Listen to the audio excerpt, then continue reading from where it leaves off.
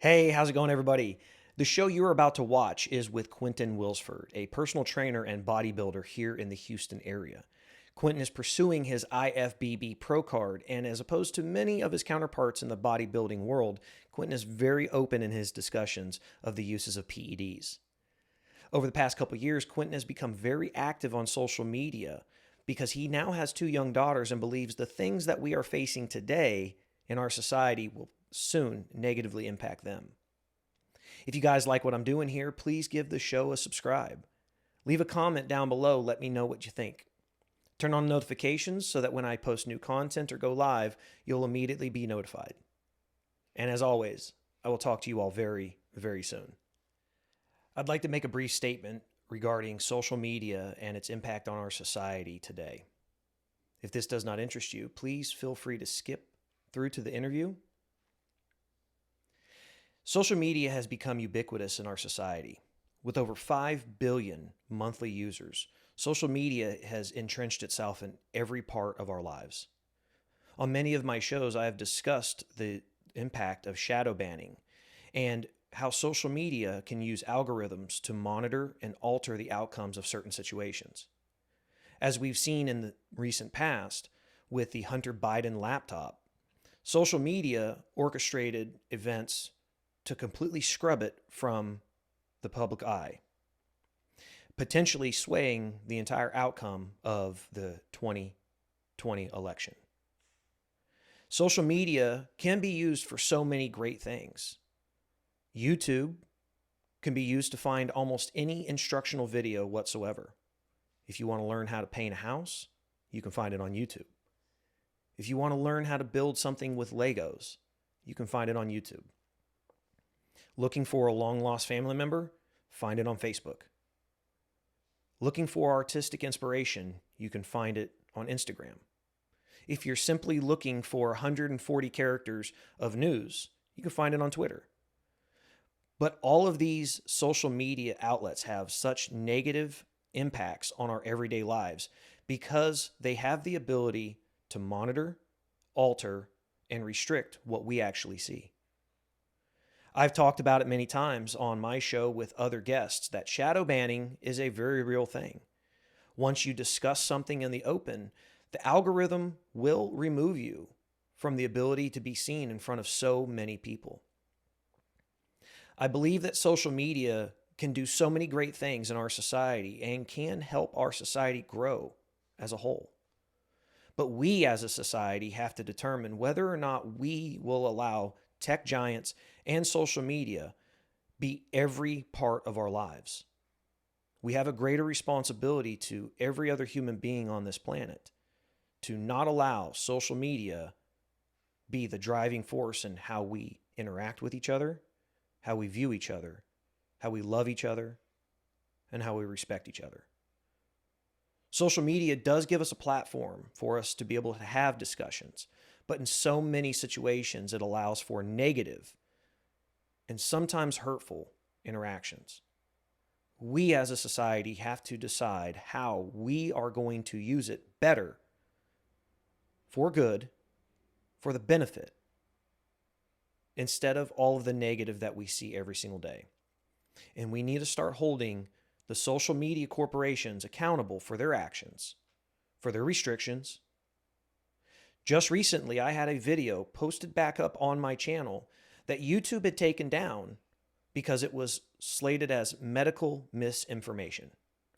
In the video, all I did was quote the CEO of Pfizer when he referenced the efficacy of the vaccine and Omicron. I quoted the CEO of the manufacturer of the vaccine. Yet YouTube took my video down without any explanation and removed it completely from the internet. Recently, I received a notification that it had been reposted, but also the CDC and many other organizations had changed all of their rules. So the things I had discussed in the video had all become current medical guidelines. Social media should not be able to steer and guideline the conversation the way it does. We as a society should hold them accountable and demand that we be the ones to steer and guide the conversation. Thank you all very much, and I'll talk to you all very soon.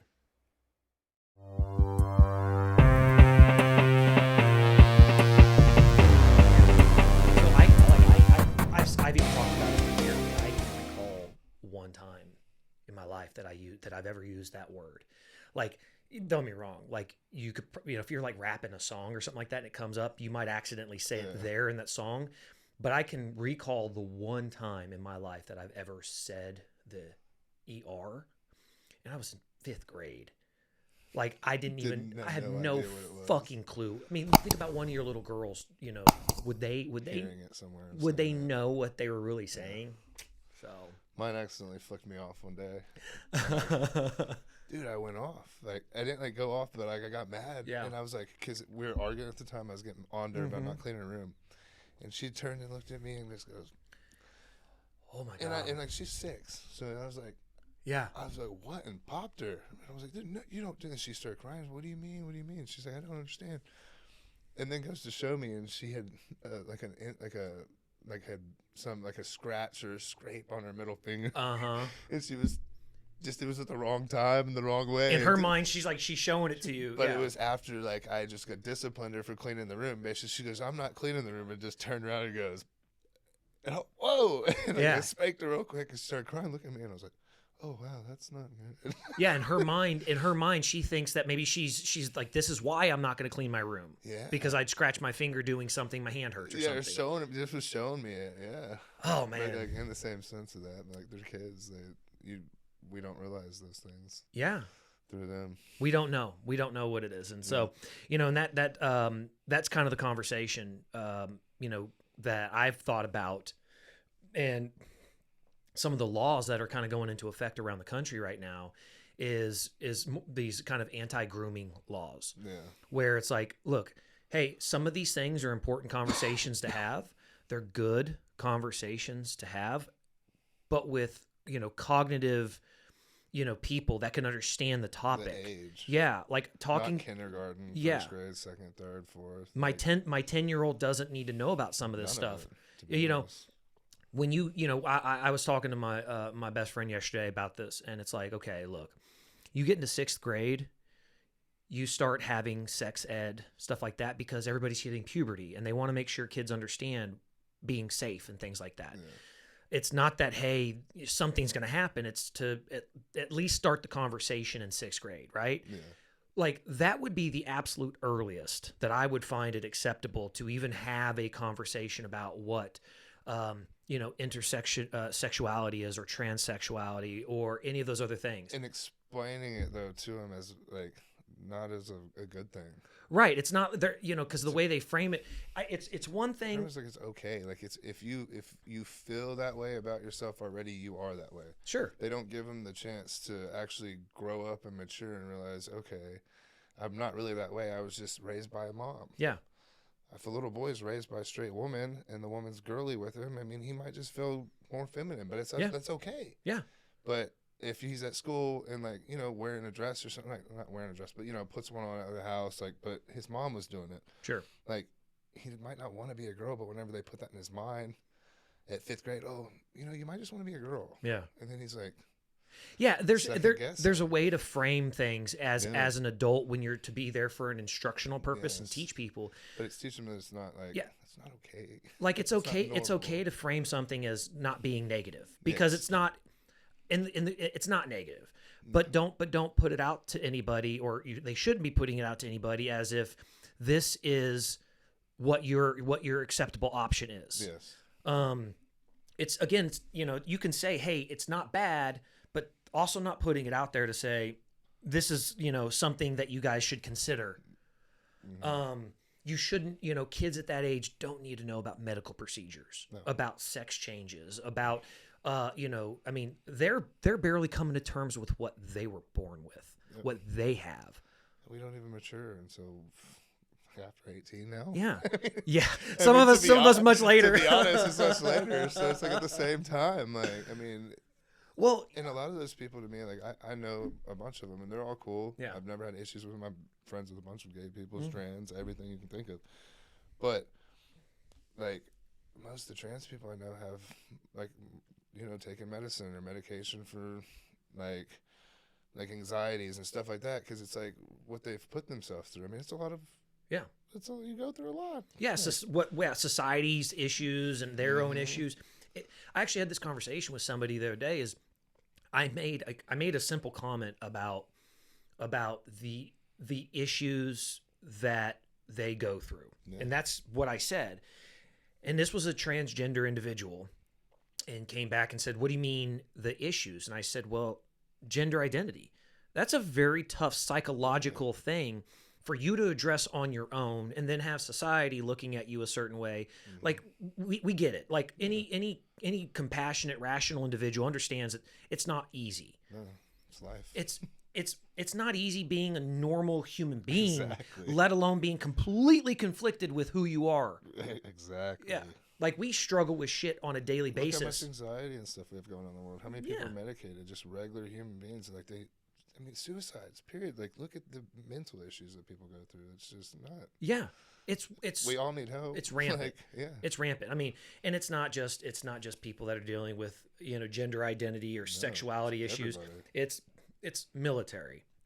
It's lawyers. Yeah. It's hell police. Police, air traffic controllers. I mean, ambulance. the largest professional group of people that commit suicide are federal air traffic controllers. Really? Yeah. What? Yeah, the largest outside of attorneys, the largest amount of suicides in the professional setting comes from air traffic controllers. The stress of the job.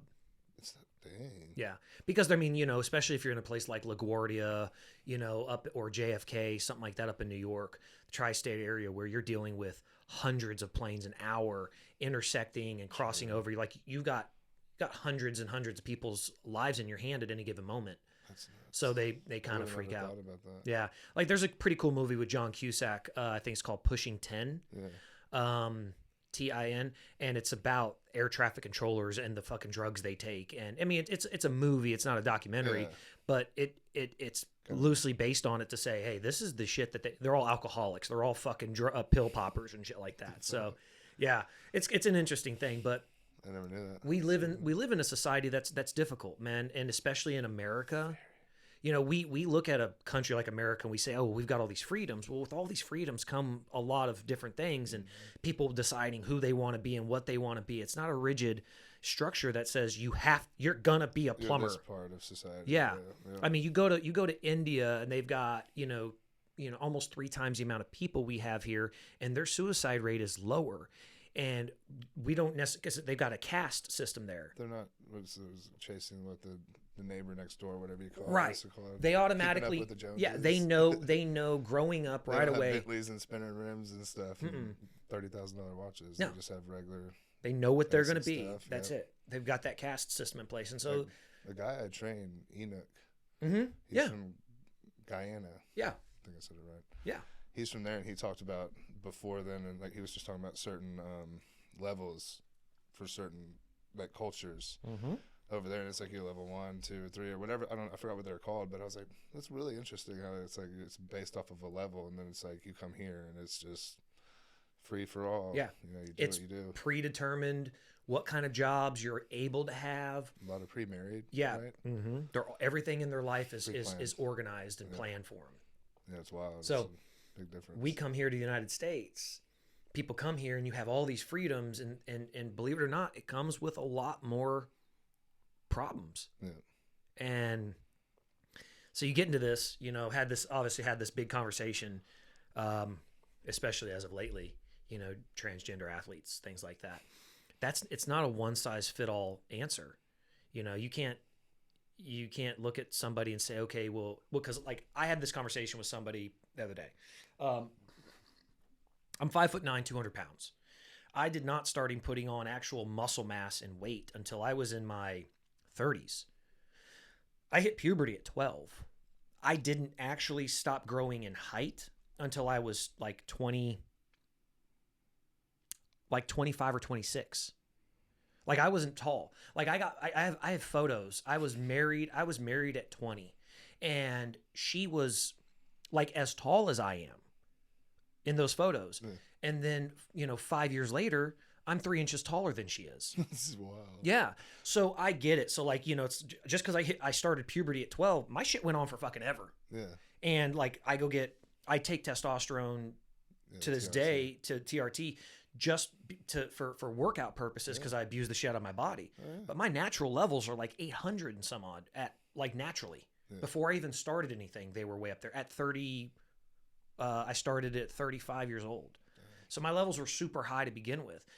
But I didn't like mature as a male until I was in my mid 30s. Mentally, I still haven't reached that spot. Right. I feel like my muscle maturity, like I feel like I watch people online and like how they grow and what they do. And it's like, it's the years you've been lifting and the way you've been lifting for you to have that actual mature muscle. Because I mean, I started training at 23. Yeah. And I was like 22, 23.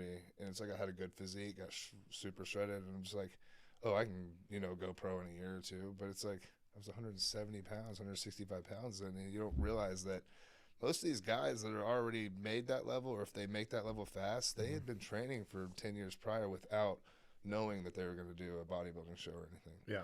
Like I just jumped in that. I was like, oh, I'm going to grow. And now I'm to the point where you see like I call it like older, mature muscle. Like it's just denser. It's a different look. Mm-hmm. And as you age, it gets, the more you train it, the harder, denser it gets.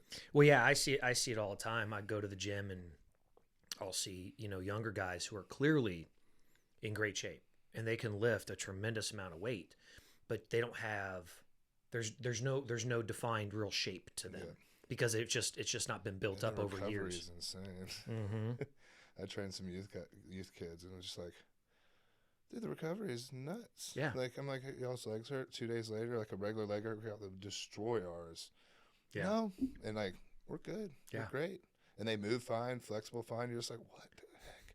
To be 16 and actually lift weights, I didn't do it at 16. I was, dicking around. Yeah, yeah. I was chasing women and fucking around with cars and shit. Yeah, watching fights after school. Exactly. Like, football practice, or people are fighting.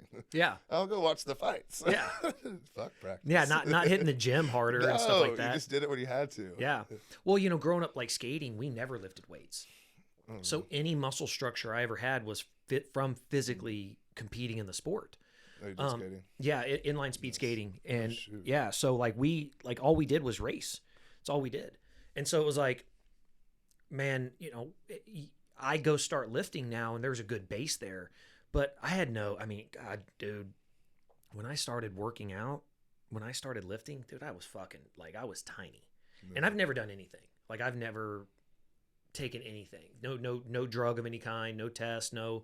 what's the one trend, stuff like that.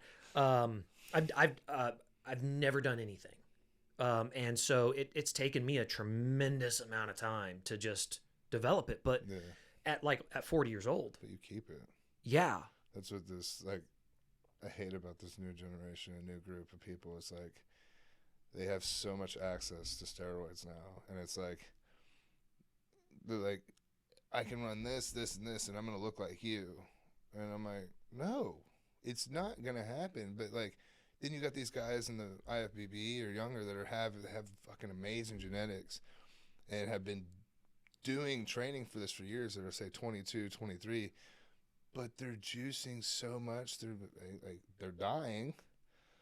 Or B, they have some major issues within, like, a 2-year period. And it's like, it's so available to them all. It's not just a...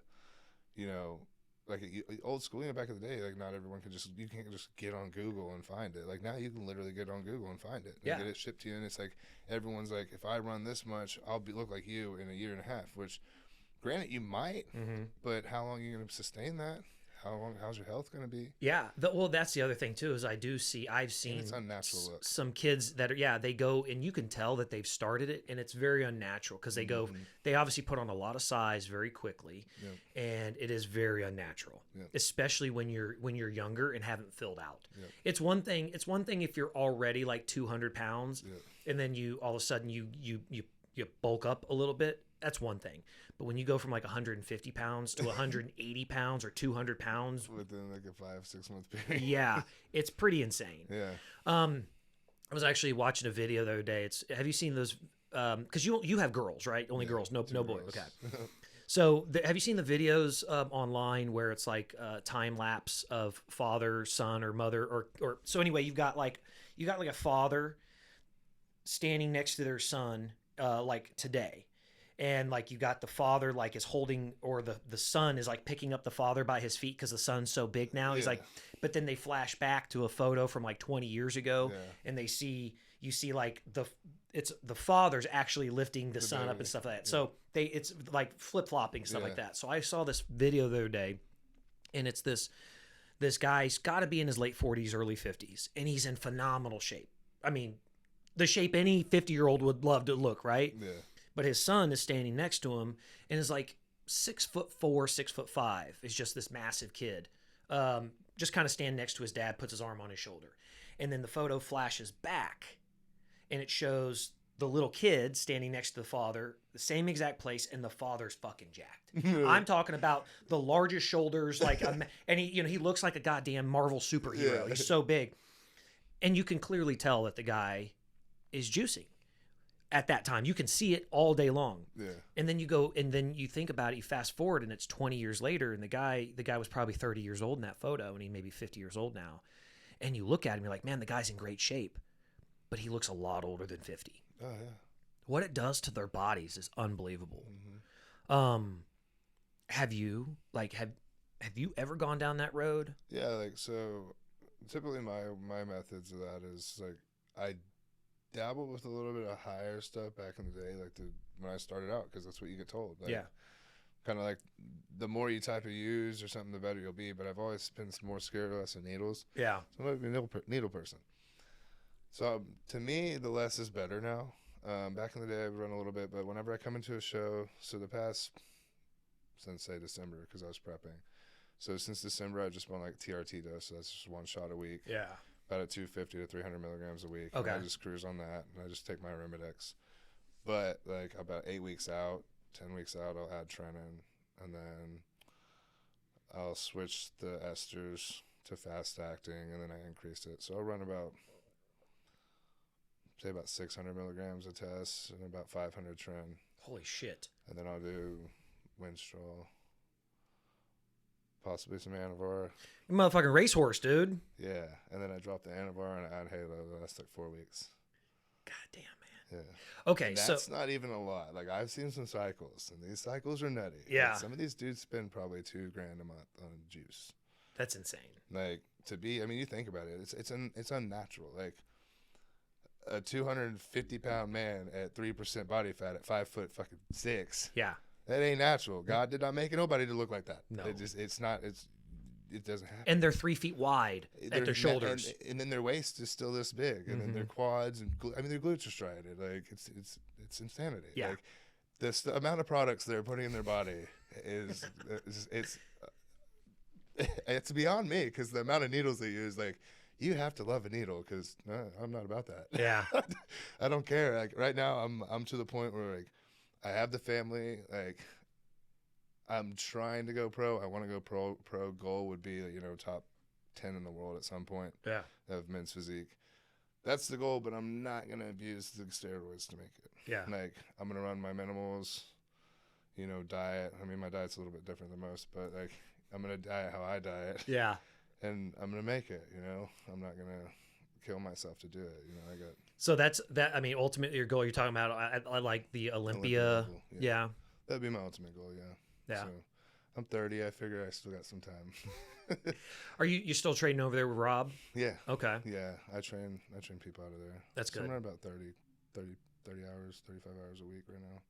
So is more or less, bodybuilding and physical fitness training, stuff like this, is it your full-time job? Yeah. So you train full-time, and that's what you do. And then online, and then family. Yeah. So that's why I started training. I like more family time. Well, yeah, I was gonna say that probably makes like your food, your meal prep and stuff like that so much more difficult. Because I mean, I've seen your pictures and videos where, your girls, are at Chick-fil-A and you're just miserable. Yeah. So my preps are very short. Okay. A lot of people prep for 8, 12, 16 weeks. I've got my body dialed down to where I do 30-day preps. I mean, you can, on my Instagram and everything. Like, 30 days, like 30 to 36. And so I do suffer in that 36 days. I don't eat a lot of fast food, but I mean, still my calorie intake's still 3,500 to 4,000 a day. Really? Yeah. Even at that level? Yeah. So my last prep, the last show that I did in Houston, my lowest day, I think I might have hit like 2,800 on peak week. Yeah. So only like 3 days of that, but the rest of the time, 35 to 4,000 calories. And like, I macro diet. I don't do the whole bro dieting, but I've learned how to do it. So like I do my shakes. I do like Oinko's Pro yogurts. Yeah. You know, chicken and rice. I'll have turkey and rice. I'll do eggs and tortillas. So you don't really cut out too much of your carbs overall on that end, do you? So typically, my lowest carb I hit's maybe 250, and my fats are still 100 plus. Wow. So yeah, but my dinners are really large. So basically, all day long, I do about 1,500 to 2,000 calories clean between 5 a.m. and dinner time. Yeah. And then like we typically eat out a lot. It's just easier. So like you know, I'll order like Texas Roadhouse and get a steak, or French fries and potatoes and some rolls, or like burgers. Burgers are my go-to. Yeah. So a good burger. Like I won't eat fast food burgers on preps. Yeah. I really want to eat the desserts. You cut all the sugars. Just throwing it out there on the burger side here in Tomball. Have you ever been to? There's a place on Main Street called Tejas Burgers. Yes, me and my wife went. It's really good. Great place, man. Yes. Yeah. Yes, I love burgers. What's the other one on? God, Oh My God Burger. Okay. Have you had that one on Spring Cypress? I know I've been by it, but Jesus, I know. Yeah, that's really good too. Yeah. I live right by there. So okay. I think on prep, we went there. I think 4 times in a week and a half. Maybe. Yeah. So like they were like, I was walking in and posted about it every time. Like, thanks for the support. And I'm like, I mean, I just eat burgers, you know. I like your burgers. Yeah. Like they're good. Yeah. And so I mean the preps have been easy. I start prepping for a show in Vegas July 30th. So there's another pro card run. Cool. I don't do the whole like. I don't understand how these guys do it. Like these pro card shows, I mean, to compete, it's expensive. It's not cheap. Yeah. So I mean, like you probably spend $1,500 to about $3,000 to show at a national level show. And I mean, like it's true that you kind of need to go kind of a few times because like you get in front of judges and you know there's politics that run in this shit too. Like.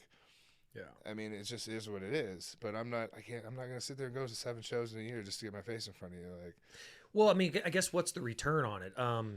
You get nothing. You don't win at the show. So basically, you just go pro. And like, I mean, if you overall the show, you can probably get some good like sponsors or something like that. Like, but it's not. You're not making the $3,000 back. Yeah. And then it's like once you go pro, you have to win a pro show first, second, third to get money. So like right now, okay, if you're looking at it from the perspective, you're doing bodybuilding, you're spending all this money. Are you getting like? I'm sponsored. So you are getting product for free and things like that. I haven't paid probably for supplements maybe 2 years. Yeah. 2.5 years. I'm with High Tech Pharma. Okay. So I don't know if you've ever seen High Tech Pharma. Yeah. But they have their brand, and then they bought, 8 companies under them. Yeah. So basically each month I have a choice. I get my stacks of what I want or what I need. And then there's a guy locally that has a place over here that if I run out of something, just go over there and pick it up. I typically run all their like multivitamins. I run their full health and wellness line. Okay. So all your healthy stuff during COVID and stuff, instead of getting the vaccine, lots of vitamins. You mean instead of relying on that, you actually stayed healthy? Yeah, I did the things, Yeah. people told us not to do. Yeah, exactly. They tried to cut it out of our life. Yeah, like I actually went and worked out harder and exercised more rather than just wear a mask. Yeah. And so doing all the other bullshit. I had to breathe fresh air, cut some stuff. Oh my God. God forbid. I know, right? People got mad a lot, but you know what? Fuck them. I just like to live a healthy lifestyle. That's all I told them. Yeah, I had Henry Walker on a couple weeks ago. He's the owner of Legacy Barbell. Right. He's a guy, and they got he became kind of like locally famous and kind of got on national stage where he refused to shut down during the pandemic. Oh, yeah. Absolutely refused. I think I remember people talking about that. The very beginning he stopped, just because like he was just an abundance of caution kind of thing. You didn't know anything. Well, nobody did. We had I remember nothing. That time. I even I wasn't going as far as I never bought into the mass bullshit. Like at the beginning of the time, like my wife was like, I was going to the grocery store for the family. Like, I'm like, babe, they got lines here. Like, dude, I'm standing in a freaking theme park line with a fucking trail telling us which way to walk, and everyone's in a mask, and I'm standing with no damn mask on, not sanitizing shit. And I'm like, I'm not watching people drop dead on TV. Yeah. I'm not seeing the homeless people kill over yet. Yeah. I don't buy into this shit. If I walk outside and I catch something and I get madly sick or something right away from just walking and breathing it, like, God forbid I'll believe in it. But it didn't happen. It never happened. Yeah. So I was like, no, it's not happening for me. Yeah. Like, I can't do it. Yeah, same way. And thank God that they finally came around and they changed all the mandates. Especially for Texas. We're just blessed where we're from. Yeah. Like, I mean, a lot of people didn't have it, unfortunately. No, yeah. You got all these other states that just... that, you know, they're just, having the shit beat out of them nonstop. Still. Well, you know, I had a conversation with somebody yesterday. Obviously, COVID's a real thing. We know the virus exists. Yeah. How it affects populations varies, whatever. Vaccine, how it works, you know, is a totally different conversation that we're not allowed to have on YouTube. Apparently, you can't have that conversation. Yeah. But you know, this goes back to some of these. It's kind of like if you go in general for almost anything out there, you choose to live a healthier life. Yeah. You stay away from the fried foods. You exercise, even if you're just going out walking in the sun. That's what we do a lot of. Bike rides. Like that by itself will you know, strongly diminish the possibility of just your average illness. You know, getting older, arthritis. Wash your hands. I mean, that's what you should do anyway. So yeah, like common sense. Like I don't kids. like I was losing my fucking mind when we were having to see on national television them encouraging people to wash their hands. You're like, I'm like, and then what? They're doing this all day long to talk to us, pulling their masks down. Yeah, and they're like the whole level. Wash your hands. Keep your hands and fingers away from your face and nose. The best was there was I think her name was Dr. Burks. Look, I touch my face, man. I got a beard. I can't help it. Yeah, exactly, all the time. It itches. But you've got this. I think her name was Dr. Burks. She was on television telling people not to touch their face to reduce. And while she's saying it, like she's touching her face and stuff, like and it was the funniest thing possible. But yeah, you know it. So you get back to this point where it's like, okay, so like Henry Walker, he refused to shut down. He refused to close his doors after like 2 weeks. And, you know, the local government came in. He's like, look, I'm a fucking gym. He's like, this is like, my job is to make people healthy. It's like, why would you want to shut me down? Yeah, how is it that McDonald's is a in the liquor stores? Yeah, that these are necessary, you know, openings and stuff like that, but a gym isn't. Now look, okay, so put some harder restrictions on a gym. Require additional people on the floor for cleaning. If you see somebody not cleaning up after themselves, wiping stuff down, there's a person that's there. Notify that person. Sure, maybe whatever. Encourage, because we all know this. Being in the gym, there's a lot of fucking selfish people in there. They don't rack their weights. They don't wipe anything down. They soak it. They just leave it soaked. Yeah, we all know that's there. I number one fucking pet peeve is just being dirty in the gym because you're using it with so many other people. But it's like, why? Like, why wouldn't you want to encourage people to go and be healthy, and then just say, okay, you're required to have this. Look, you got to go into if you go into Target or wherever, they put up these goddamn shields everywhere, you know. And then you still have to hand them the cash. Yeah. Well, the funniest thing to me that, like, for example, is like I go to HEB and you go up and you put the groceries on the conveyor belt and they've got the shield right there. And yes, then you have to hand the cash or the place where the credit card thing is completely open. Yeah. But you got the person down at the very end doing the bagging. Hands it over. Yeah. Like you're like right there and they're not behind a shield or anything at all. You're just like, what the fuck, man? I saw some video on Instagram the other day and it was one of those reels or something. It's a guy in a grocery store and it only had the shield like halfway. Mm-hmm. And he was like, okay, so I want some money back now. And she had to like scoot to the side to get the money back. And she goes, yeah, just stand over here. So he walks around the shield and he stands there. He goes, so what was the fucking point in this thing? Yeah. And she just looks up at him and she goes, I don't know. Like these workers don't even care at this point. They had no idea. Like I talked to a guy at HEB the other day. I was like, they're still making them wear masks here. It was like a 70-year-old woman and a guy behind the counter. They're like, yeah. He goes, and I shop here too. And when I shop here, I don't wear a mask. Well, and the old lady goes, yeah. And she's like, I never wore a mask. And she's like, I'm old, and they said I would die. And she's like, look how far I made it. Yeah. I just like now it's comical to people at this point. Yeah, well, I mean, again, thank God that the CDC and everybody they've kind of wised up and they removed the mask mandates for like 90% of the fucking airplanes. Yeah, the airlines are the only ones that have agreed to do it, and they've been public about the fact that their air is like triple filtrated. They literally have the cleanest air possible. I mean, you gotta think if an airline had some dirty air, how many people would actually be sick? Because a lot more people, like if you like, I was kind of thinking about the COVID thing. It's like whenever we, like, you think about going places without getting tested. Right.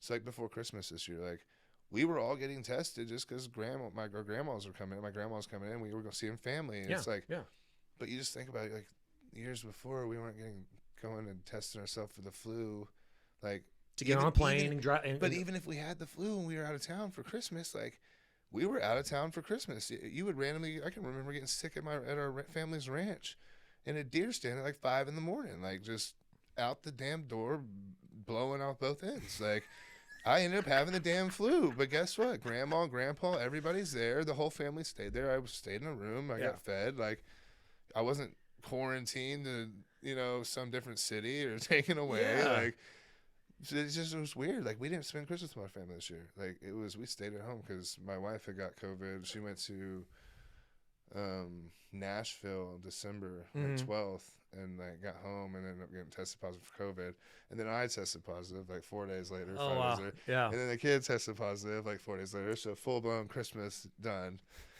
So yeah, I mean my grandma was all upset and she's like, this damn virus is running everything for us. She's like, she's 86, like, she's like, I'm sick of this. Well, something that I know you probably deal with a lot is shadow banning. Oh, good God.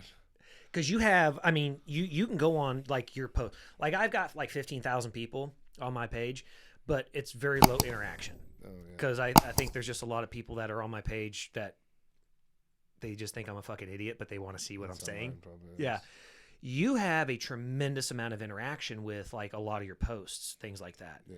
And you and I have talked about this where like you actually sent me a screenshot of something and you you would normally get like thousands of views on your stories. Yeah. And you're like down to like 20. Yeah. I was I mean, I can think of in 2019 when I overhauled the show, I was up to 70,000 impressions a day, like just going, like it was increase. And then 2020 rolled around and I had started already talking shit and never stopped. And I mean, just like it would hit and I'd be like, damn, what's going on? And everything would just views and everything would just go down. And then I would get reports that my stuff's being reported. So I'm having to just delete posts to make sure, just do whatever. And I can remember we went out of town and they had reset my thing. My thing would go like 4 weeks would just be dead. And then would go like, I'd be like, oh, they're unbanning me. And I would go like 2 days and it would get, hit like 200 views, 300. I'm like, yeah, we're getting there. And then it hit again. Go again, hit again. Then I started prepping for a show, and I prepped for the show in August last year. Like, dude, nobody knew I was doing a show. Yeah. Like, I had people messaging me, man, you're doing a show? And I'm like, yeah, I've been posting it. I haven't seen your page. I mean, 37 likes. Like, I'm just like, what is going on here? So we go to Galveston. We go to my grandma's, and we went to South Padre for vacation. And I'm in the middle of a prep. Mm-hmm. And, like, when I'm in the middle of prep, I'm my leanest, so I make a lot of posts. Like, I'm always posting when I'm lean. Absolutely. So why not, dude?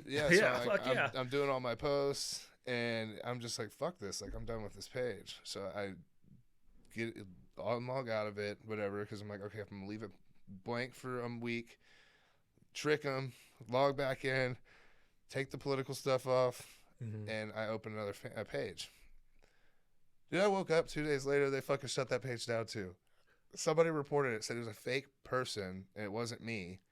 it was straight up. I made it on vacation. They were pictures I took those days on vacation. So obviously it's fucking me. Yeah. Like, I get up in the morning, start doing my cardio, go to sign into the Instagram. This has been removed. I'm like, is this a fucking joke? So somehow they removed a new page, but leave this one going. You know, I wonder about that stuff because it's like, okay, how much of the monitoring, so to speak, is bots and how many of it's real people? Oh, so bot things. If I could show you my blocked list right now, I mean, I probably block at least 50 pages a day, and they're not.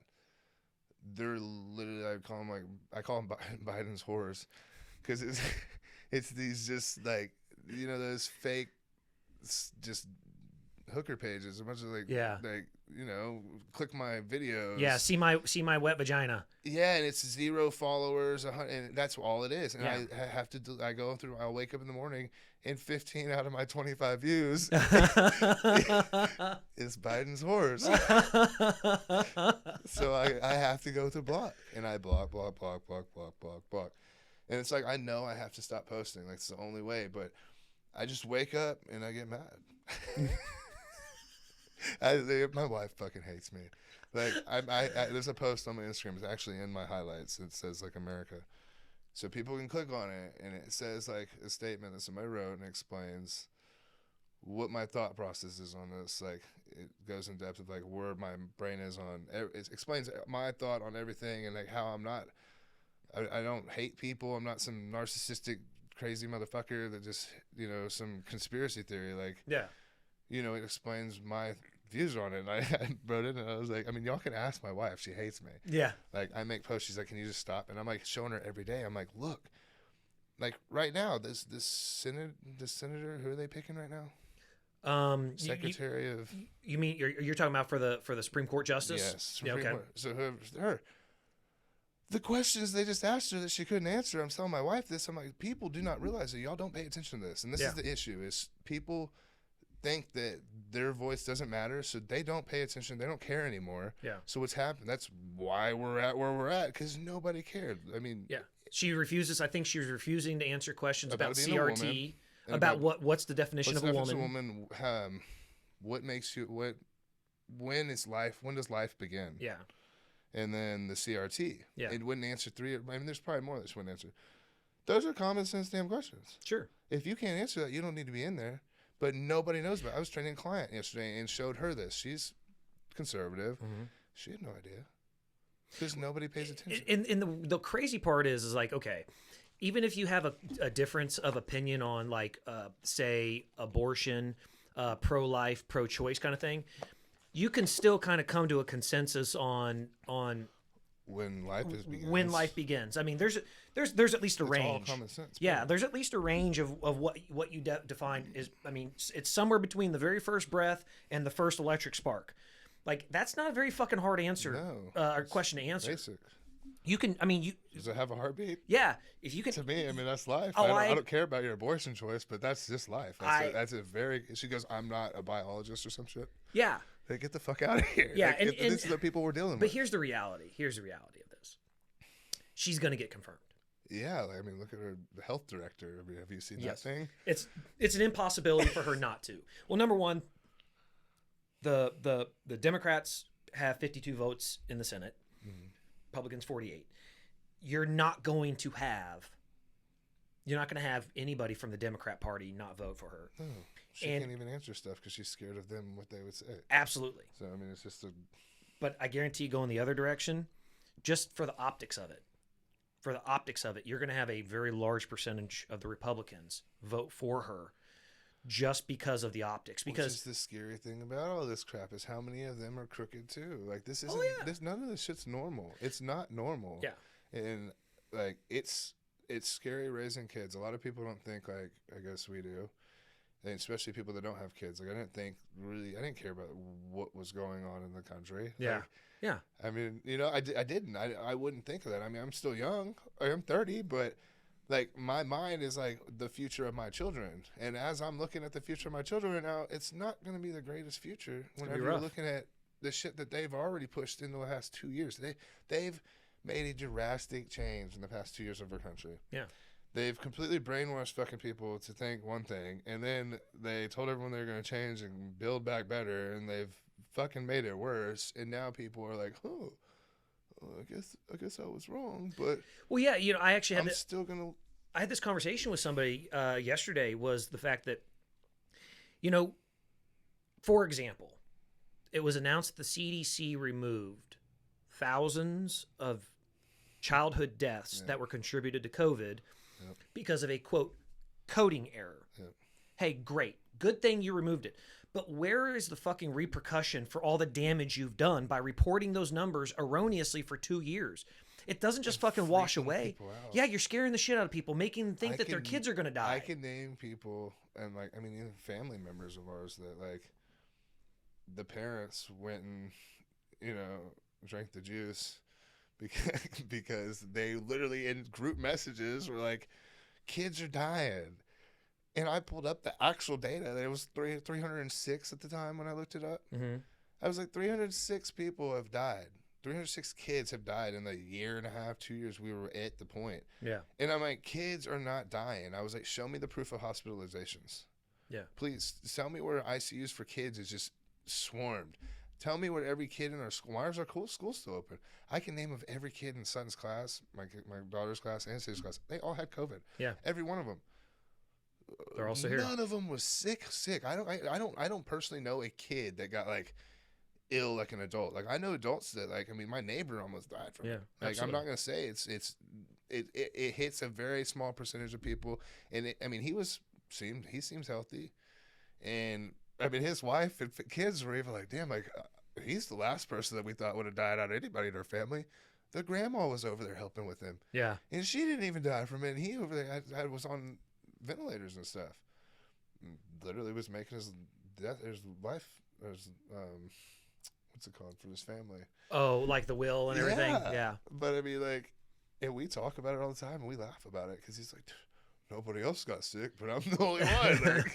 But it would be we get it, but they only hype that up. Yeah, yeah, and that's where it goes. Is okay, where's the accountability now for all the fear that you have installed in this country, in the world over the last 2 years? But it's over. We got it over the virus. So you have the mask, the BLM stuff that they hyped that up. Out of fucking control this year. Insane. And every year, that's another thing. More common sense there. It's look at every presidential election. What happens before it? Yeah. Some sort of rioting, some sort of big thing. It goes out of control to persuade people's votes. Yeah, absolutely.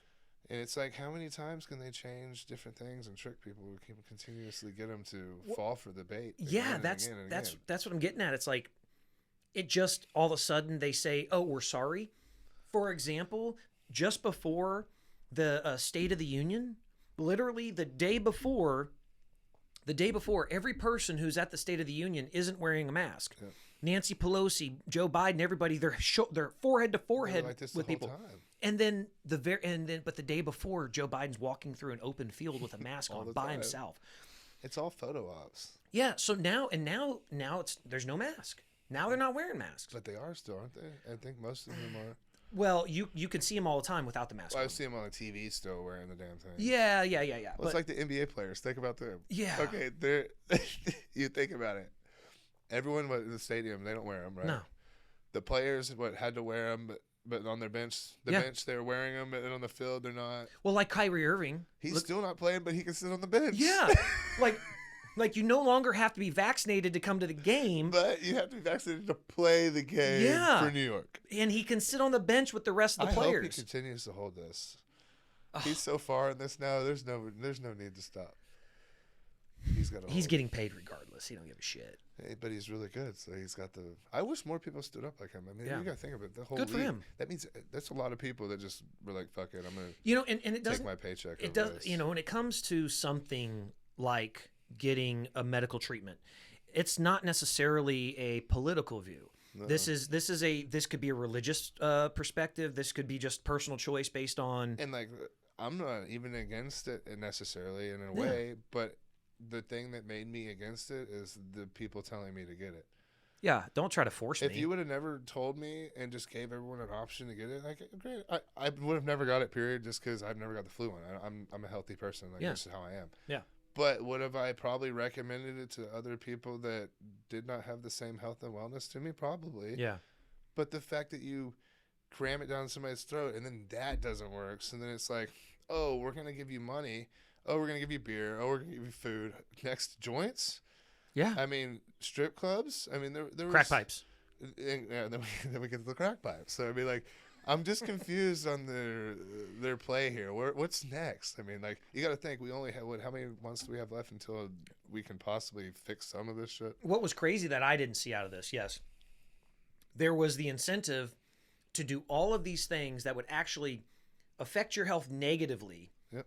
They were like, hey, we're going to give you a free burger over here at McDonald's to get it, instead of saying, hey, tell you what, if you do it, we'll give you a grant for 1 year's membership to a gym or something. Yeah. Or hey, guess what? Even mind blowing right now. Guess what? We will get you. We'll make sure you get a job. If you're unemployed, we're going to get you a job. How about that? Instead of $100. Yeah. Like you have all of this. Why are we sending $30 billion over to fucking Ukraine and not doing something about our homelessness here in the United States? Or military that's suffering. Yeah. Or anything over here? Yeah. I mean, for real. It's like, I'm confused on that part too. It's insane. It's insane the way and look, I've been involved with the government and I know how it operates and they're fucked up. Mm-hmm. Somebody made a comment the other day, and I've just recently gotten into the black hole that is Reddit. Mm-hmm. There's a lot on there. I go on there for educational purposes, reading things about like YouTube and like history, stuff like that, and technology stuff. But I still subscribe to like certain subreddits for like Texas and Houston and things like that. And someone asked a question yesterday about Ted Cruz. And they made the comment about, I mean, basically just putting it out there that Ted Cruz is a piece of shit. Why does, do you actually think he's a good guy? Yeah. And my answer, I've been wondering that too. Well, my answer to him, but also to everybody, well, the short answer would be no. I don't think that any politician who has a job to get elected, their job is not to, they're supposed to govern, but they spend more time campaigning for that job than they do actually governing. That's why they're so rich. Right. So if you're going to tell me like your entire job, like what you're actually doing for a living is working to get elected and stay in office rather than doing something good for us, when you could do 10 times the amount you do for us if you stop fucking campaigning so much. Yeah. No, I don't think you're a good person. I don't think that they're good people. None of them. I saw him pushing that Ukraine video. Yeah. Because he was at that Senate meeting or something where they had the Zelensky played that video and stuff. Mm-hmm. And it's like, I mean, again, I've heard so many different stories on that. Like everything since say the election stuff. I mean, back based from there to there, it's like, what is actually true from where? Like you said, like we have to research and look so far into things. Mm-hmm. Social medias, but then, I mean, Google's blocked. Yeah. I mean, you got to think. I can Google sometimes and type it in, and it has got stuff from 2018 and below. You know how you can go scroll down it, and there's nothing from 2020 to 2021, 22. Mm-hmm. I don't know if you've ever seen that. Mm-hmm. Like, I'll type in the Google search bar and type in like search something, and it will have nothing current. It's all a couple years old. Yeah, and I'm like, what? Yeah, Google's. I thought it was current. Something you should see even more interesting, which I thought was very funny. Go to the White House Instagram page. Actually, we pull it up right here. Look, I thought this was an absolutely hilarious thing I was looking at on Instagram. Let's see, White House.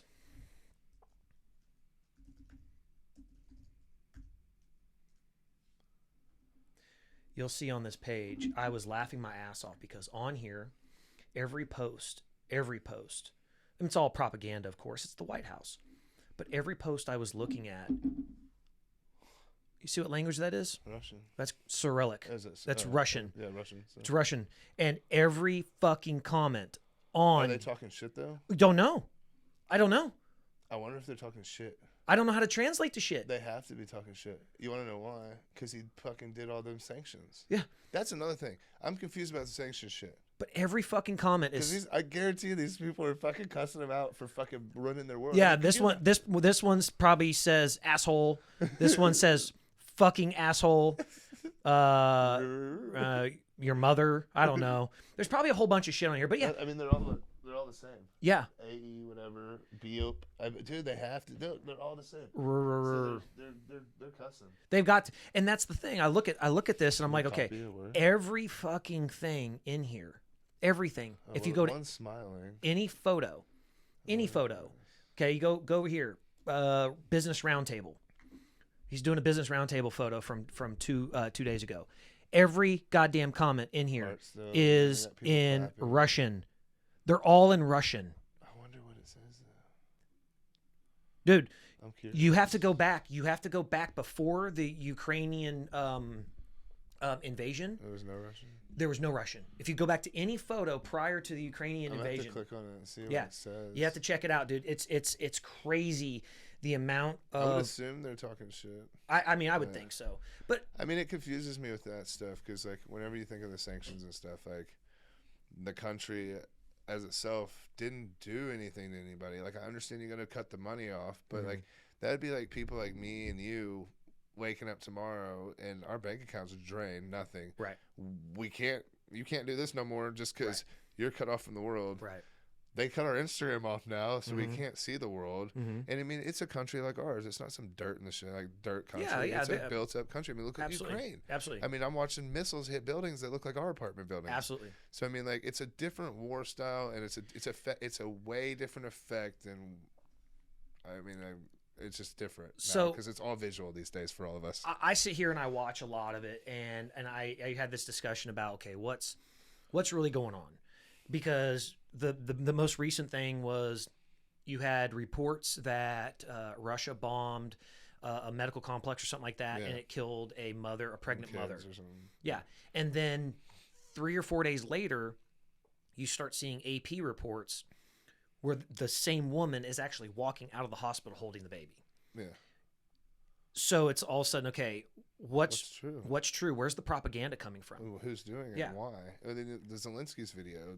I watched the video remaking that and showing that a bunch of those, some of them were from Lebanon, and it's like, why? And then another thing is, like, I don't know if you heard the biolab thing, and Ukraine, that America has the biolabs. Oh yeah. So I believe that, but you think of it and, like, why I mean, more or less believe it. If you look where Putin's attacking, it's like he's hitting smaller areas around areas.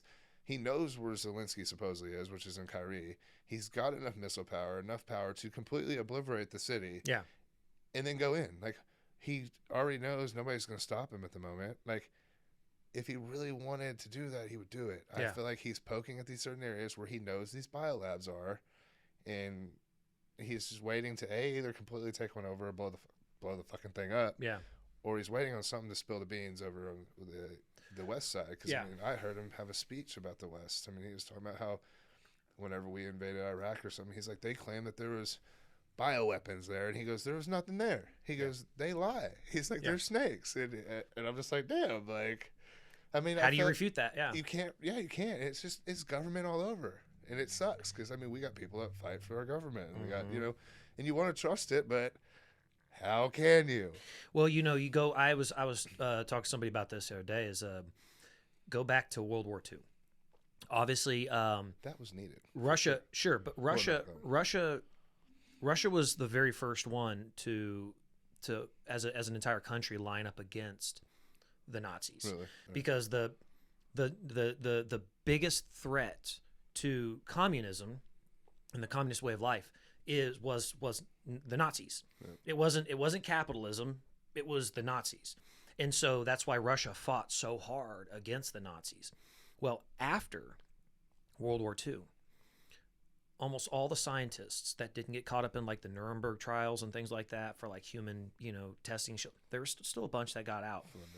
But the majority of them went to places like the United States, which is how NASA started. NASA was started by the Nazi technology behind the V2 rockets. Yeah. The technology that we use in the very beginning and the technology that is based, that the space shuttle's rockets comes from, the genesis of that is from the Nazi V2 rockets. And that comes from Nazi scientists that came over here and started NASA. That's documented fact. That's insane. Then a bunch of them went to South America, like Argentina. Argentina has a huge, huge German population. That's why they all fled after World War II. And also a lot of the scientists went to the Ukraine. Oh. And so there's this, again, I don't think what's happened, you don't do what in today's civilized society, I don't think overall anybody had a problem with people going into Iraq. Obviously, what came out of it after the fact was we learned a lot. Yeah.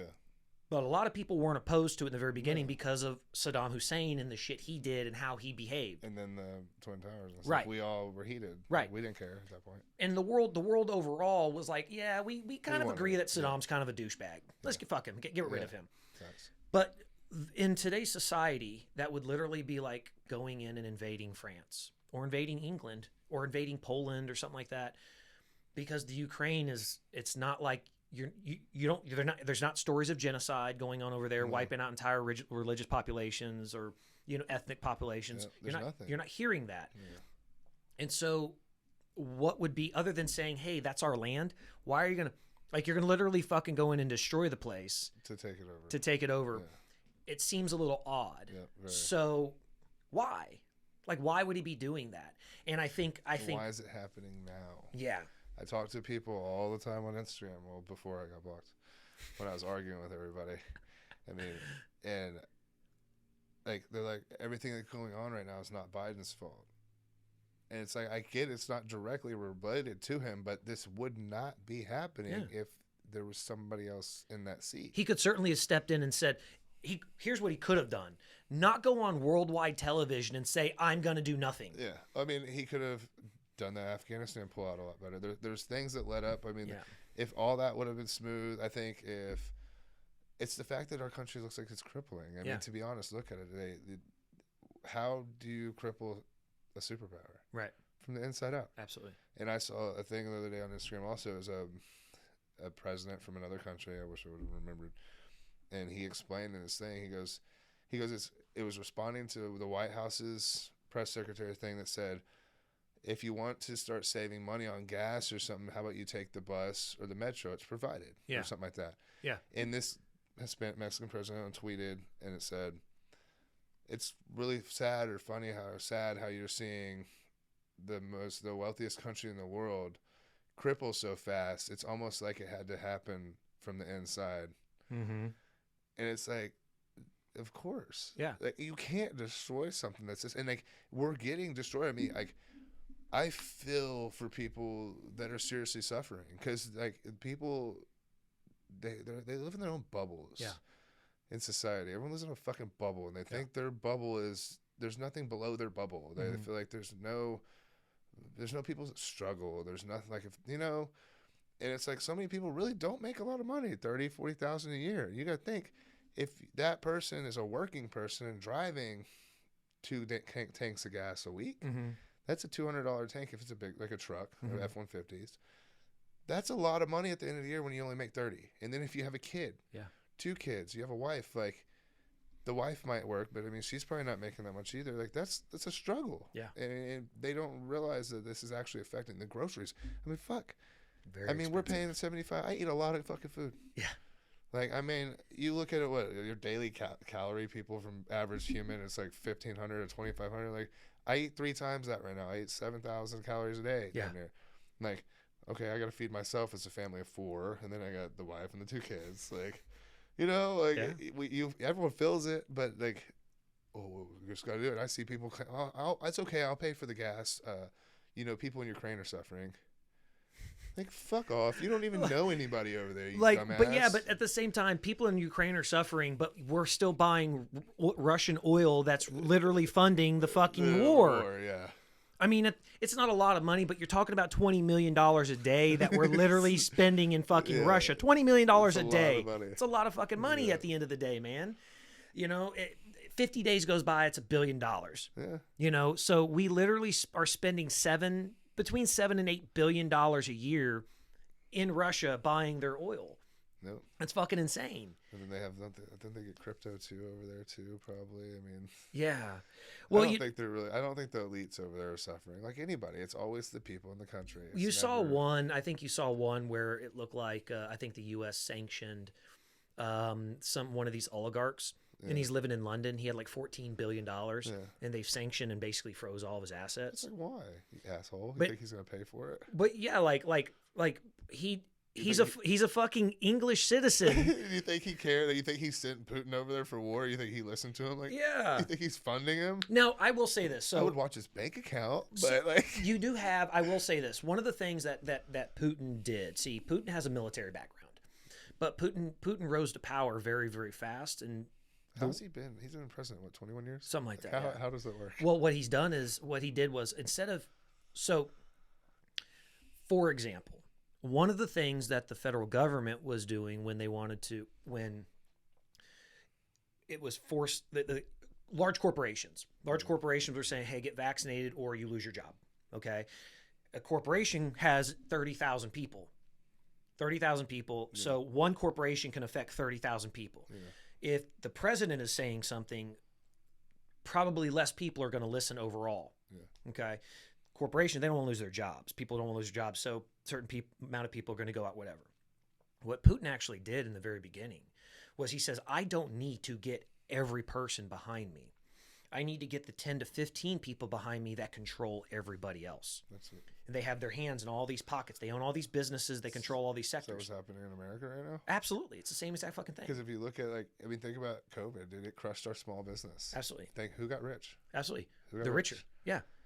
I mean, they all made money. Absolutely. And they made money the whole time. Absolutely. And that's why, another thing is the net worth, I think, of the top 10 people or top 5 people went up by like $300 billion. We just find out they're in everybody's pockets.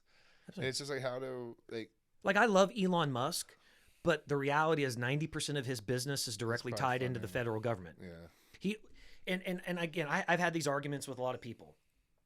I'm not I'm for a free market economy. I'm for lower taxes, less government intervention, stuff like that. I do understand people need assistance. I'm all for people who legitimately need assistance from the government receiving that assistance. But you look at it and say, okay, in 2008, Tesla, Ford, GM, all got bailed out. They all got money. Yeah. Tesla got like $486 million. I don't know how much GM or Ford got, but Tesla got $486 million. 2013, Tesla paid it all back. Ford, GM still have not paid it back. They still haven't paid all that fucking money back. Whatever they got, they still have not paid it back. And they got more money again.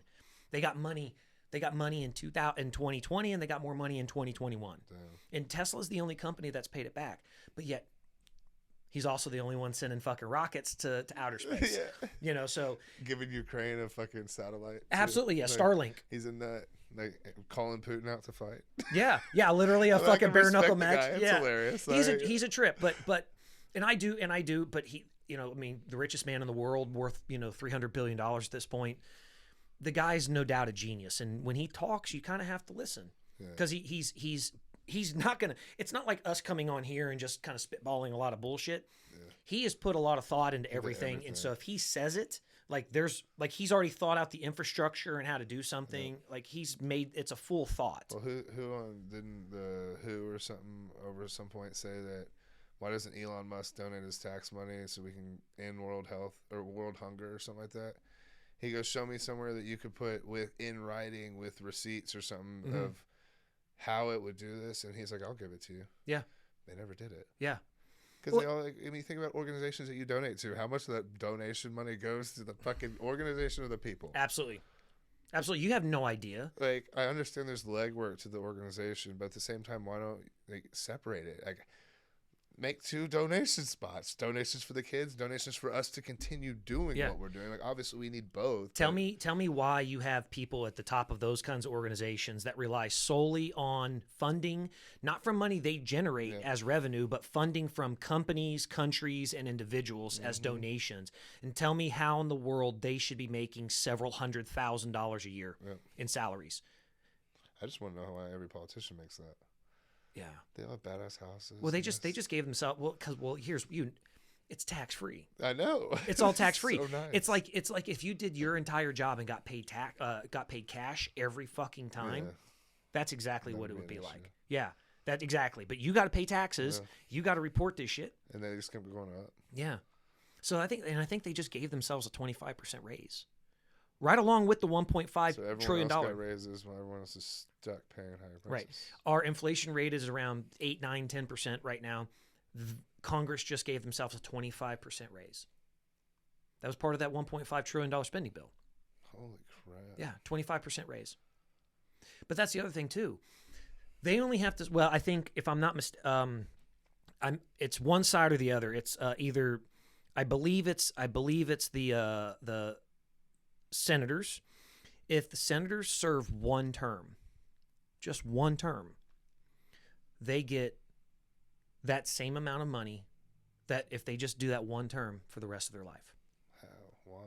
The president's the same way. Maybe the president was. I think House of Representatives, because their term is shorter, they have to do 2 terms. They have to do 2 terms as a House representative, in order, and they will get as their retirement. They can get that same exact amount for the rest of their life, free health insurance for the rest of their life. That's just like why did any of them get?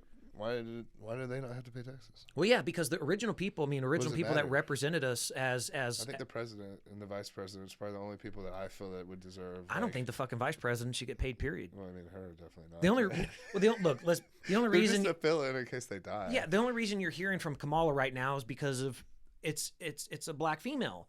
Yeah. She adds nothing to it. No. She adds zero to it. She adds and just in case fucking Biden dies. And she hated him at the beginning. Absolutely. All the shit she called him, talked about cover-ups and basically called him a fucking pedophile. Yeah. You know, all this other stuff during the debates and everything. And then comes out and she's with him. Joey did it. Yeah. Fucking stupid. But yeah, so I mean, the vice president, the only thing, they are a figurehead. They can't make policy. They're nothing else. Their job is to support the president, support their position, and if the president should die, they take over. It's the president's best friend. That's right. There's no other purpose why they should get fucking paid for anything until that spot. Now, I don't get why Congress people, because they're already getting their airfare, they're already getting all their food, and their housing is all fucking paid for.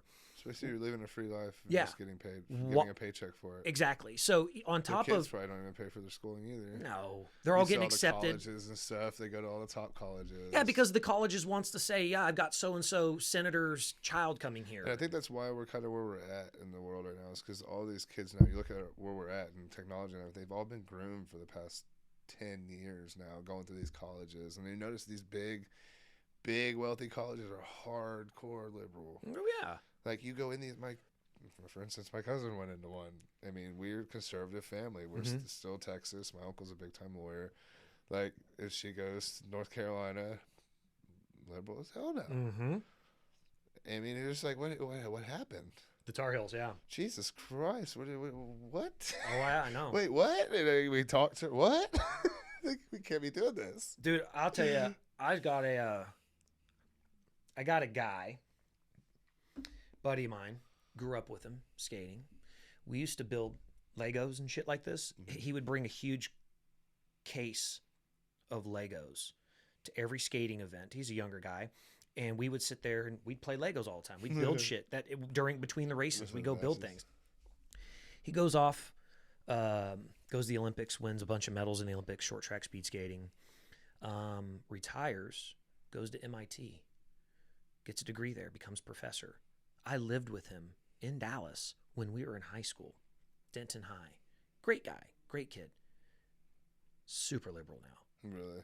professor at fucking MIT, super liberal. Well, my wife's in Sam Houston University. Mm-hmm.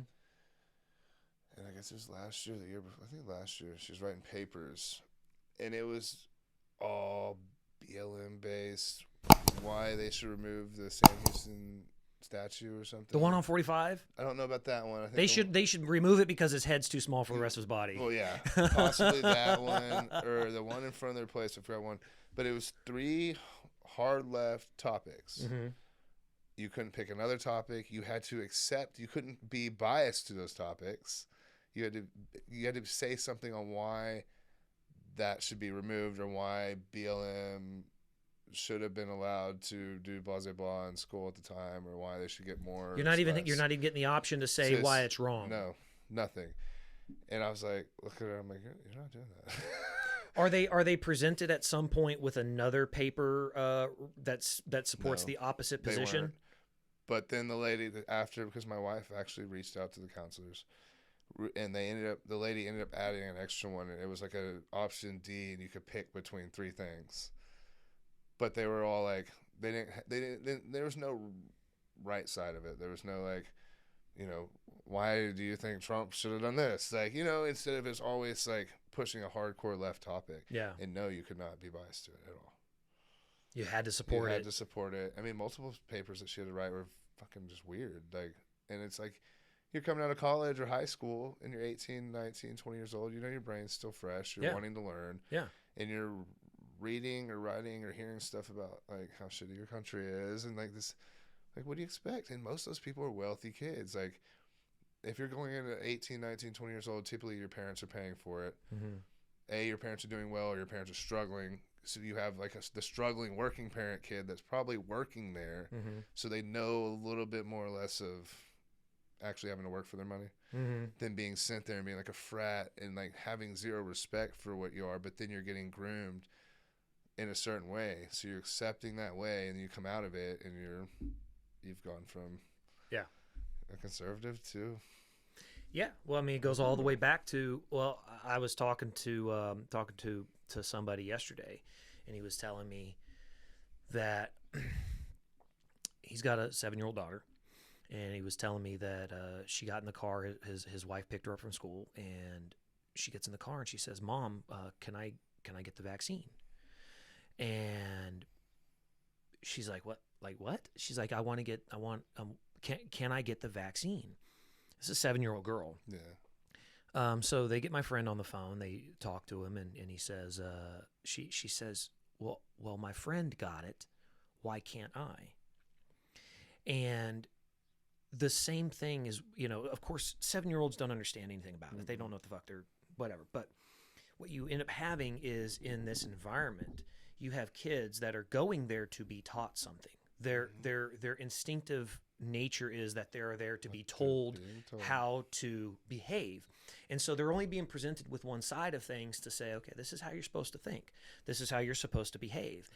And it's a complete indoctrination. So they turn around and they walk out of there and they say, well, isn't this is what I should be doing because, oh, well, this person did it and my teacher said this is the right thing to do. Yeah. And so it's grooming. Exactly. And like I got too at the school, so they had to wear the mask and stuff, and I was completely against it. It was really hard to send them in, but it was very hard to homeschool them. Yeah, because I got a kindergartner in 2nd grade. I mean, you try to homeschool them things. Ooh, the online schooling was enough, and it was wild because like literally a computer, and like your kid is in front of a computer. Like, how do you get a kid to focus on a computer? Like, you can't teach them. Yeah, unless it's YouTube kids or something like that, they're not fucking paying attention to it. No. So like, they go back to school, they're wearing the mask. And it's like the same thing. Like, my family knows like how I am, and I tell them why. But they like come home and like, well, my best friend wears a mask, like this and that. And I'm just like, there's just some families just think it's okay. And I was like, but it's not. Like, I'm gonna tell you why, and I explain why. And I'm like, there's reasons behind it. And like, thank God they haven't gone into the vaccine stuff at their schools. I would be mad pissed if my kid came home and asked me that. Because I would probably figure out what kid and everything and be like, why? First of all, why is your kid 7 years old talking about this stupid shit? Yeah. It's a 7-year-old. She shouldn't have no fucking idea what she's doing. Like, it's not needed. But it does. I went to private schools when I was a kid. Well, see, I know the kid that she's referring to. and like the parents, I know the parents. She's talking about one of her friends that actually happens to be one of our friends as well. Yeah. And we're like, like you're I mean, at what level should your child be having this conversation? Why should she be aware? I mean, granted, you're the parent, you've made the decision for the child. Like at this point, you're making that decision. Yeah, yourself. Why are you going down the road of this other stuff? And We're doing this because it's good for you. Your friends should get it. Like, I mean, yeah. who knows what they say? Yeah, I mean, there's a lot of people out there. Yeah, I don't. We just live in a really fucked up place right now. And it's kids wise. That's for me. It's just a struggle with kids. Yeah. I think me and my wife are really pushing to put ours in private school within probably the next year and a half, possibly. Like I went to Salem, and my wife went to Trinity Lutheran. And like as a kid, like I wanted to leave a private school because like it's so small. Like I was a shithead. Don't get me wrong. Like I played sports. I was really good at sports, but I was a shithead. Like I got in trouble. Like the teachers, I'd fuck with them, and like just made a little name for myself of being a little asshole. So like I was having to go from Salem to Concordia, like and there's the high school of the privates of the other one. It's like then you're going to a high school, and then you got the high school teachers already knowing who you are. So it just makes it even worse. So I begged my mom to go to public school and finally got over. Yeah. But like now I'm older, I'm like, I mean, she did right. And I'm like, I really want to send my kids to one. I mean, it's just expensive as fuck. Yeah. But it's like you have more control. Like the classes are smaller. Dude, they have grandparents' days still. They have parents' work day. Like they have fun stuff, and you can't do that at public school because it's so big. Yeah. And I would just like to have more control over what they're learning. And I've been hearing some nutty stuff going on in certain schools. I mean, there's some shit. I'd hear a teacher talk about my school, and I want to walk in there and slap the shit out of them. Like, I'd be like, you talk to my kid about this, any weird shit, like, I'll go off. Yeah. And my wife works, she does substitute teaching. So what I was really fortunate is she decided to jump into substitute teaching last year whenever all this was kind of going down, so she could be apart and see what was going on in the schools. So more there for everything. Yeah, so she'll get to teach my daughter's classes, so it makes it really good because, like, I mean, at least we'll know, and she gets sees curriculum and stuff. So I mean, well, that's the crazy part is I've got friends that are teachers as well, and a lot of the curriculum doesn't have what these teachers are pushing in the class. It's not in the curriculum. At least not out here too. Yeah, there are the teachers in there that are pushing their personal agendas in the class and then you got students though at a young age still pushing weird stuff too. Sure. And then you got like Disney. I don't know if you've seen the walkouts one. Well, the new movie, it's a kids movie called Red Panda or something. Okay. They took a scene out or something like that, right? They possibly took a scene or two out. I don't know at all, but we were looking at it like I guess the day after it released, and I mean there was some very odd stuff in it. You have to look into it. But meanings that me and you see as an adults that are sexualized towards women and like towards a younger girl reaching puberty, so Red Panda, but it's very you're against like your parents, you don't want to listen to them, it's like my way or no way. And like she's like, they were talking about like if I want to send pictures to my friend, and it's like an older guy that's older, she's 13, it's like a 18 or it's like a 20-year-old that works at the gas station or something. Like very odd scenes, stuff like that, but it's a kid's cartoon on Disney, so like a kid has no idea really of in depth of what it really means, but as an adult, there's an implied expression for all that stuff. But I mean, you look at some shows that we watched as kids, like my wife's talking about, like she used to watch Degrassi and like stuff like those, and like I mean there are sexualized scenes and stuff, but to me Saved by the Bell, all that stuff. But to me those were like that was still a 12 or 13-year-old show. That's not a well you were watching PG-13 or PG is what they call it. You're watching junior high and middle or high school age kids. Sense, yes, which makes more sense.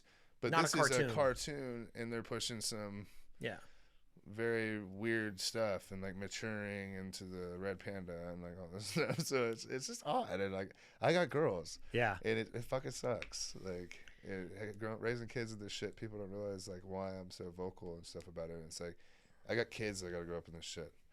Like I'm walking around kids and kids still wearing masks and stuff because their parents just like, these kids are groomed. They think they need to wear a mask. Some think they're ugly, so they wear a mask. Like Wait. I will say that I was like I mean, I never wore one, but I will say I was like, it was a thought in my mind that, you know, like at the gym, that the people that are wearing masks, like at least they're, you know, getting to cover up their ugly face. Yeah. You know, it's like an insecurity thing for them. It's true. Yeah, they've got great bodies, but they've got these horrible faces, but now they cover up half their face, and it's like the photoshopping we were talking about earlier. Yeah.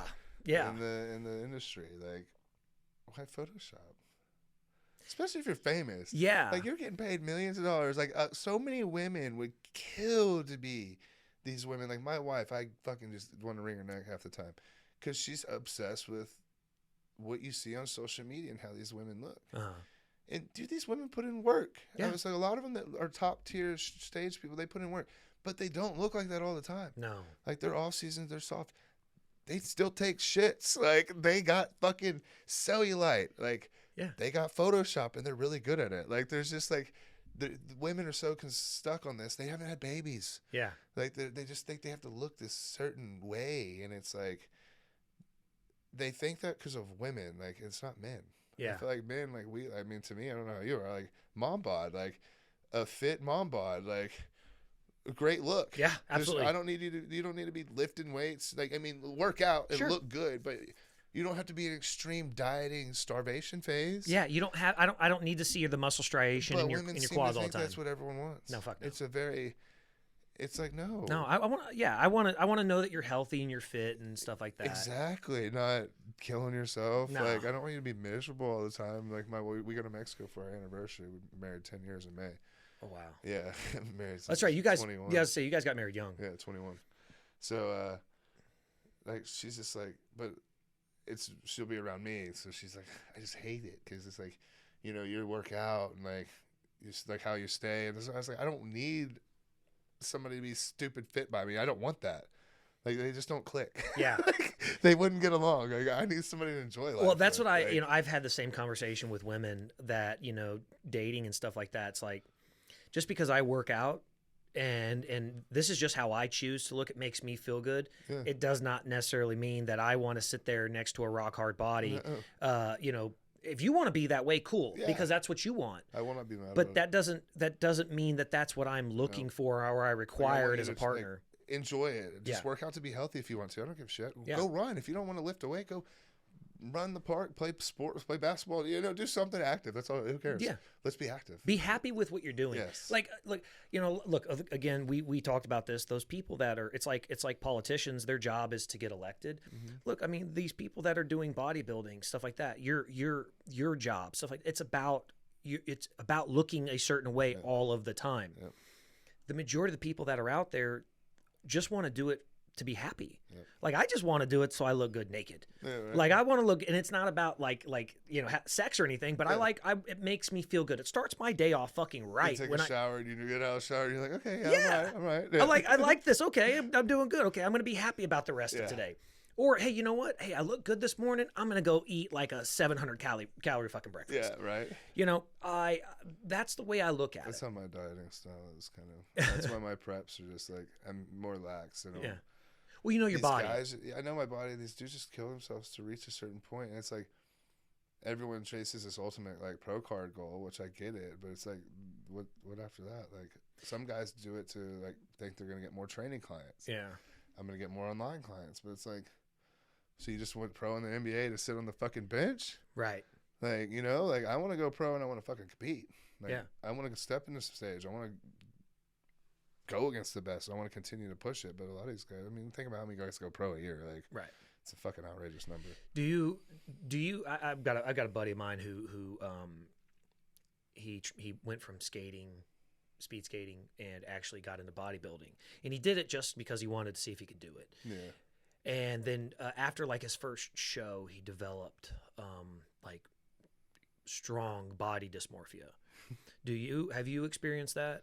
It's not really body dysmorphia. I guess what you call it. But yeah, I don't post a lot in the winter whenever I'm bulking, when I consider my fat phase, which, I mean, most people. It's still like you're still like 7%, 8%. I'm 230, and like this is my big phase. Like, I still got 8 abs, but it's 8 abs with skin over them. Yeah, but okay, so you're what's your body percent fat at like right now? Below 10. But like for me, like, so one of my clients, Trevor, is Bangin' Brass is his podcast.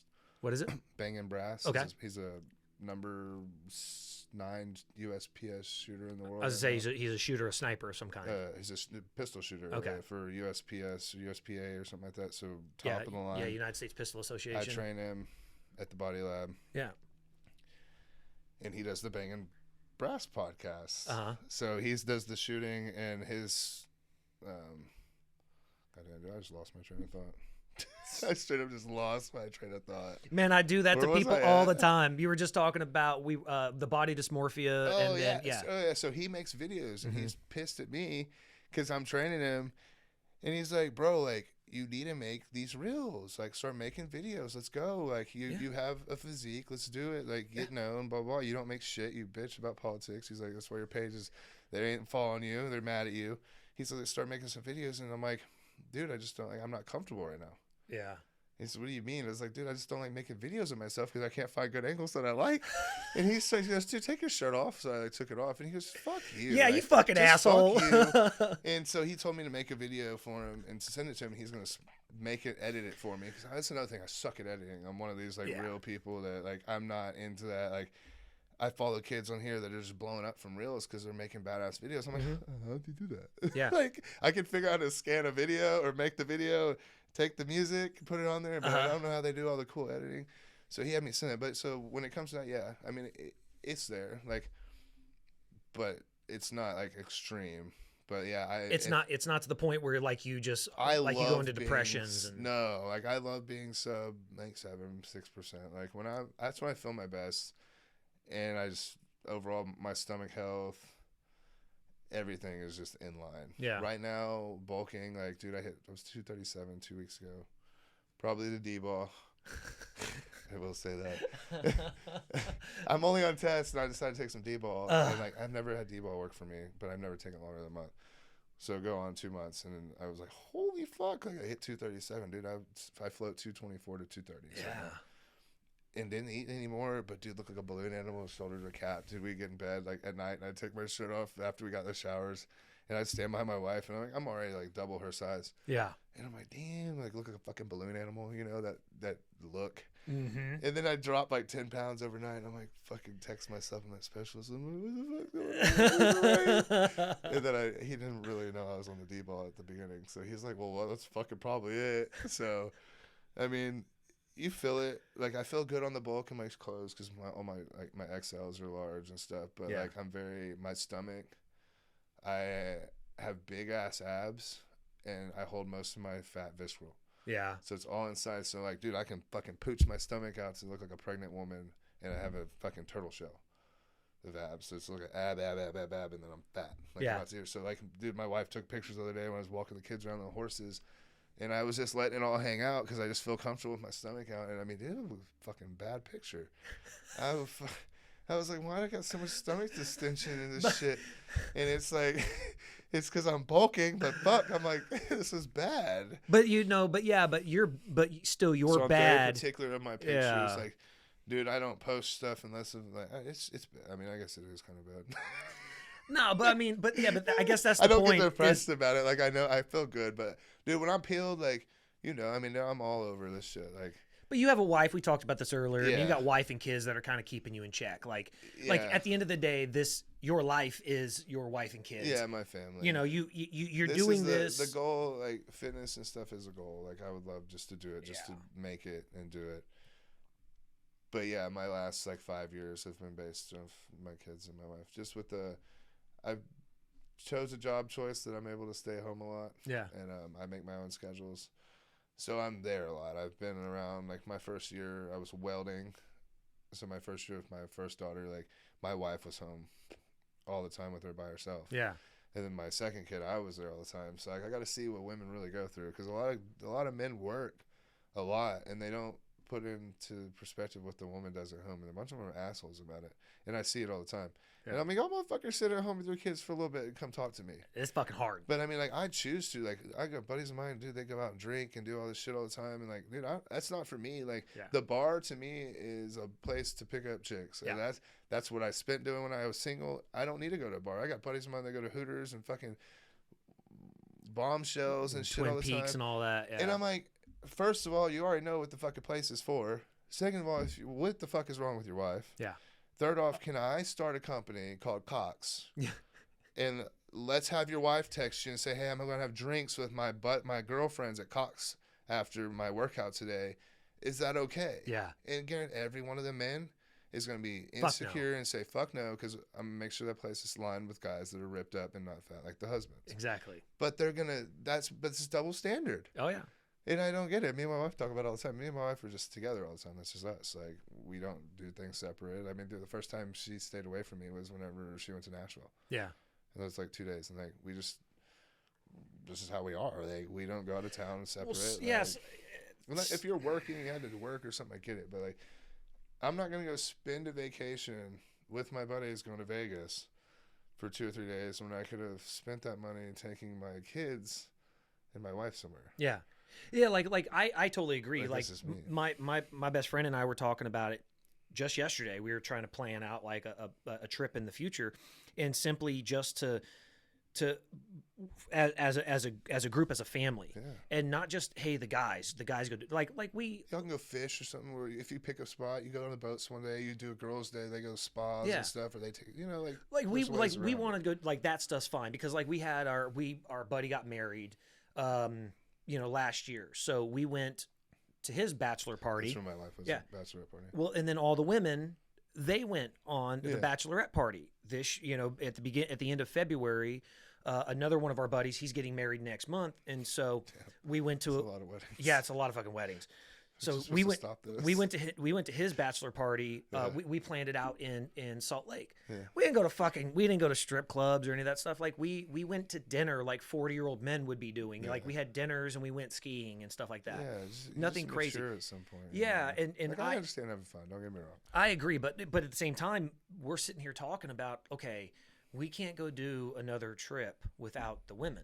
Like you're not gonna be able to get away with we can't do that. No, it's not like hey, let's go plan something just the guys go get away. No, and it's like hunting, fishing. Like I'm game for that stuff, but I got buddies of mine. They're like, go to the bars and just you're gonna get in fucking trouble. Like what are you doing there? Like there's no way around it. Like I saw a fucking TikTok the other day. This girl was running around a bar and putting lipstick on her lips and kissing guys on the back of their shirts when they weren't looking. Not kissing, but put her lip across it. So then, like, what do you do as a man if you go home and that's on your back? Like, you literally, I swear to God, I literally have no idea, but you're fucked. Yeah, it don't matter. So, I mean, like, I know that doesn't happen, but a lot. But it's just something like that. I mean, CB, you've got a good mentality because there is. I had a guy. I had Tony Watley on here. He's a public speaker, and one of the things that he, I made the comment about, okay, if you hang around, 5 millionaires, you're going to be the sixth one. And later on down the road in the conversation, he brought up something that said, if you are hanging around, 4 divorced individuals, you're going to be the fifth one. So it's like, because that's what they do. And my mentality, my father always told me when I was younger, like, look, because I didn't understand. My mom and dad didn't have like friends. Like they didn't have a big circle of people. Well, I didn't know because when I was younger, when I was 3 years old, my parents were involved with like the Hells Angels and stuff out in Arizona. And so every weekend there was 100 people over at their house and there was fucking parties and everything. And then, I tease my mom about this all the time. Well, there was drugs. It's the fucking early 80s. Yeah. Well, I was crawling. It was like 1982, 83 or 84 when I was like 1 or 2 years old, just crawling around the house. And these big motherfuckers would, in their leathers and everything, they'd throw my fat ass up on their shoulders and they'd walk around the house with me. I'm like, they called me Moose. I was fat. So I was like a mascot of these big parties and everything. It's like, neighborhood like this, and the yard's filled with Harleys. The yard, not the driveway, the yard is filled with Harleys. So somebody lost a vial of cocaine at the party, and my parents lost their fucking minds. Because I was crawling. They were worried I was going to find it. Yeah. So, like, they tore everything apart. My older brother ended up finding it in the seat cushion of a couch in the living room. And so, like, they got rid of everybody. And I didn't understand growing up why my parents didn't have, like, a big group of friends. Like, they had a couple friends. But it wasn't like, I just didn't understand. And my dad always told me, he says, look, he says, son, if you're like hanging out as a married couple, like if you're hanging out with single people, you're going to do stuff that single people do. Yeah. You're going to go to bars, you're going to go to clubs and stuff like that. He says, if you have friends that are married, you're going to do stuff that married people do. Yeah. And a lot of times those married couples are doing things with their own kids. Mm-hmm. So that's why he says, son, that's why it's always just us. He says, and rarely do we get together with these other parents, because we want you to be around other kids and we want to be around other married couples, because we don't want to be at bars and picking up other people, because that's just what ends up happening. Yeah. Next thing you know, your parents are divorced. Yeah. I mean, I know it was a long story to get all to that, but that's the reality. You know, those guys, they don't get it. Like, you're going to these bars. If you're married, you're going to end up divorced at some point, or you're going to end up with, I mean, I was told a story yesterday about a couple that's married, and like, they don't do shit together, like as a married couple. And the person who told me this said that they were in the house while the other couple was like, while the wife had another man in the house. And it's like, because the husband is out working, you know, but they never go do stuff as a married couple. Yeah. They only have single friends. Yeah. All of her friends are all single, and all of his friends are all single. And that's what ends up happening. They're fucking around on each other, and it's like, this is what you're gonna do. And so you guys got it right. Like, you're doing shit as a family. It's the best way to go. You give them a great look. You can't always do it. You still want to have buddies and stuff. Yeah, look, I'm single, but I do stuff. The only people I go do stuff with is married couples. Right. I don't have it. Smarter though. You didn't get in a fight, so you get in trouble. And me, I'm the type, I go to bars like, I end up doing stupid shit. Absolutely. And I'm just prone to dumbasses coming around me. Like, I almost got in a fight in Chick-fil-A parking lot. Well, dude, look, I tell everybody, because when I was telling people that you're coming on to describe, and I was like, well, to start with, he's this huge, beautiful man. And I said, a lot of men have a fucking problem with you, because one, you're a tall, imposing individual. You're in great shape. You're good looking. You got a good head of hair. You can grow a full fucking beard. It's like, this motherfucker hit the genetic lottery. Like, the only thing I've told them all the time, I was like, you know what? I hope he does enough drugs to start fucking going bald. I was like, you know what? It couldn't happen to a better person if you have to go bald, because like everything else, you're like me. People ask why I don't shave my head. And I'm like, no. I like me. Thank God. I've got a lot of hair. Yeah, you got a lot of hair. But I've got a fucking misshaped head, dude.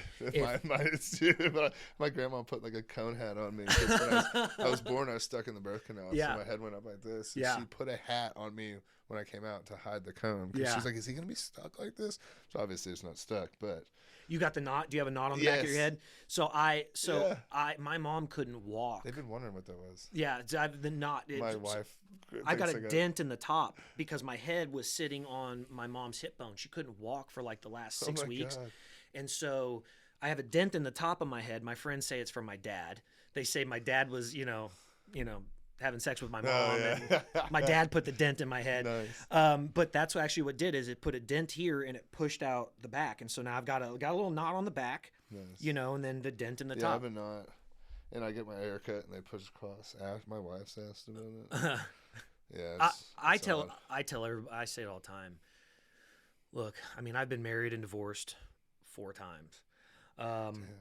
If I don't, like at 40 years old, God, please, I want to keep my hair forever. Right. But if I go bald before I'm with the person, I'm going to be fucking single the rest of my life. Oh my God. If I don't find a woman to stay with for the rest of my life before I go bald, I'm fucked. Like, it's just going to be bad. That's hilarious. Like, my life's ruined. So. Chris just texted me. Oh, yeah. Well, no, man. No, it's Chris. Oh, Chris? Okay. No, I just saw the name. I was just laughing. But, man, yeah. I'll be honest, Quentin, man, I know we could probably go on forever here. I know you probably got, but I think this is probably a good place to wrap it up, man. Man, thank you, Quentin. Yeah, Quentin, man, thank you. Where is there anywhere people can find you? Like go online, Instagram, website. Instagram. What's your Instagram? It's Quintin Wilford, then Quentin, and then WLSFRD. So without the vowels. Okay. Yeah. Yeah. Okay. Well, you probably can't search me, honestly. So. All right. Well, if they need to get in contact, can they email you? Can people email you? Yeah, Quintin Wilsford, and then @gmail.com. Quintin, all one word. But the Wilsford with no vowels. Okay, so WLSFRD. Yeah. Oh, no I or A. Or no, O. Yeah. Yeah, O. Yeah. no I or O. Yeah. Gotcha. Okay. Yeah. All right, man. Well, yeah, Quintin. Instagram won't work. Yeah. All right. Well, man, Quintin, thank you so much, man. I appreciate you coming on here, buddy. Thank you for spending some time. We'll do it again. I'm going to have to find your friend. You said, what's it called? The Brass? Oh, Bangin' Brass. Bangin' Brass, man. I tagged him yesterday. I trained him. Yeah. So, man. Yeah, we're trying to cut his time down. He's a cool dude. Cool, man. What's his name? Trevor Cotter. Trevor Cotter. Okay, Yep. cool, man. Well, I appreciate it, man. Quintin, thank you so much, Anytime. man. Yeah. All right, buddy. Thanks.